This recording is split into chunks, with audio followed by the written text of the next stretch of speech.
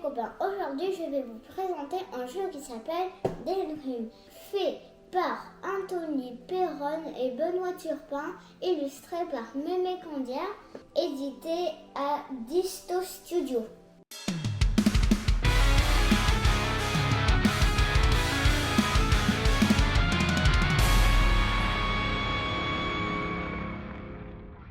Au début du jeu, on lancera les 2 dés, on écrira les deux chiffres, où on veut.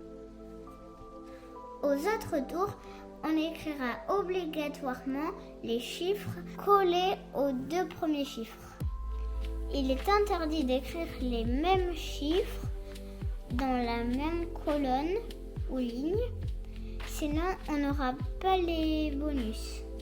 Si on remplit une colonne avec les chiffres qui se suivent, on entoure ce symbole et du coup il y a 1, 2, 3. Donc ici je fais un trait, 2 traits, 3 traits. Mais si c'est dans le désordre, j'entoure les points et je relie point par point. Avec le symbole note de musique, si on a par exemple 4, on entoure, on colorie une case.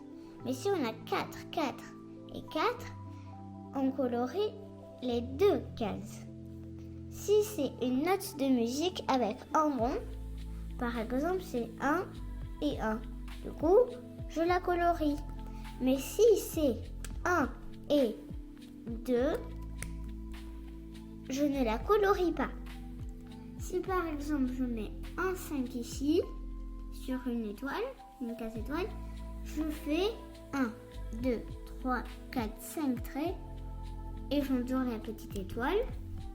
À la fin de la partie, je compterai combien d'objets j'ai fait, je le marque ici, combien d'étoiles j'ai fait, je marque ici, et combien de notes de musique, de rangs de notes de musique, 1, 2, 3, 4, 5, et ensuite, ici, je mettrai mon score.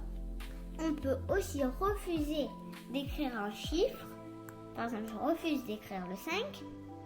Et bien, j'entoure une feuille et je pourrais faire plus 1 ou moins 1 sur un dé. Dans ce jeu, vous pouvez jouer avec toute la plaque, un petit bout ou une toute petite partie.